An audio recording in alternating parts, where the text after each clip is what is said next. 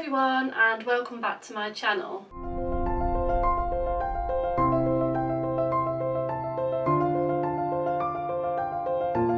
If you're new here, my name's Louise and I run the Life with Scoliosis blog and vlog where I talk about my life and experiences of living with scoliosis. So this video is all about myths around scoliosis. So I'm going to be talking about 8 common myths about scoliosis. Myth number 1 is that scoliosis is caused by carrying a heavy backpack. This is completely not true. The vast majority of cases of scoliosis, they don't know the actual cause. So for example, in my case, I was diagnosed with adolescent idiopathic scoliosis, which means there is no known cause.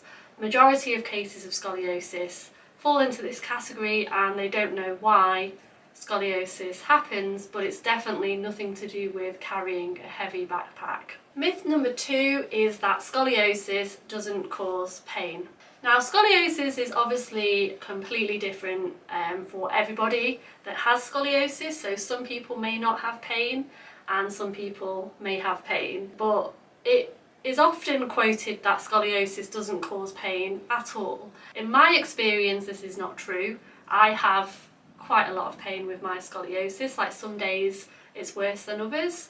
I've always had pain, even when I was a teenager, but again, you know, every case is different.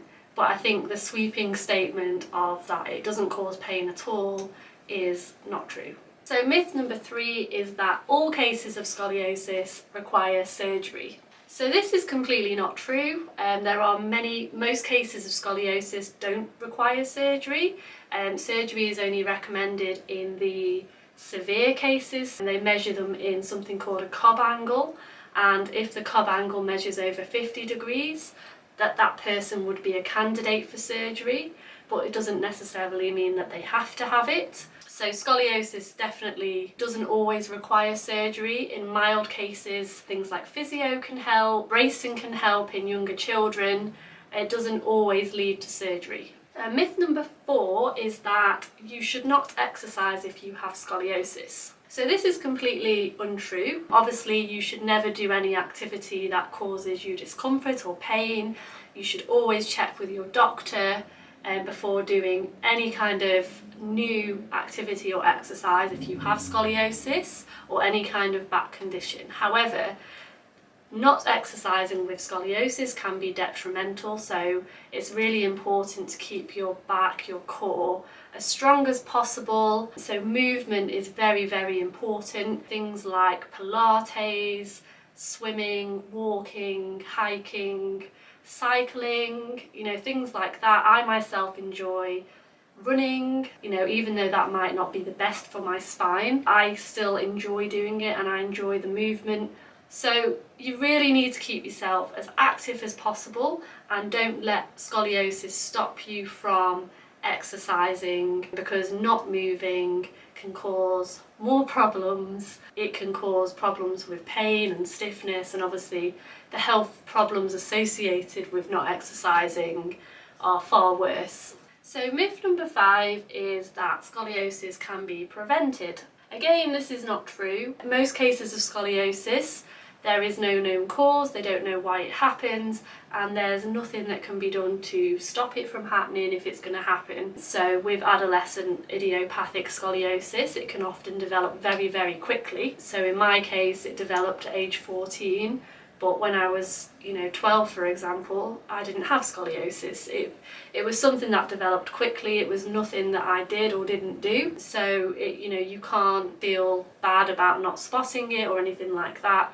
It's something that just can't be prevented. Myth number 6 is that it can be cured by physio. So this is a common myth that I've seen online before, and whilst physio can help, especially if you have a mild scoliosis curve, then physio is the best form of treatment out there really, because it can help with pain and posture and that sort of things. But if you have a severe scoliosis curve like I did, which was over 80 degrees, physio can definitely help with pain and strengthening, but it can't cure the actual curve. The only way of straightening the curve is through scoliosis surgery, and even that's not guaranteed to fully correct the scoliosis.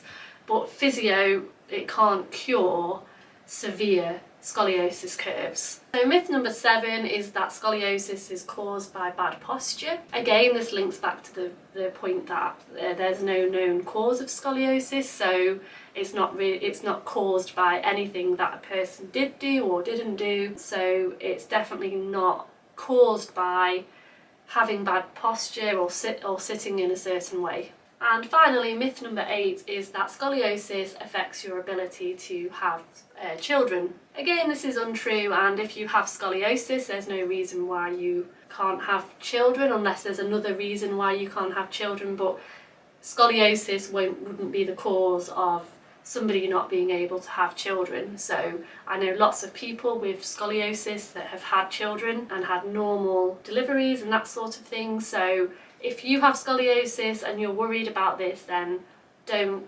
be worried.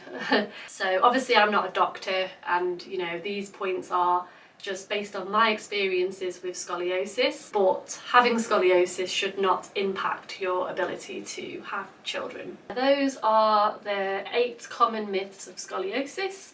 If you'd like any more information on these, then please check out the Scoliosis Association UK website.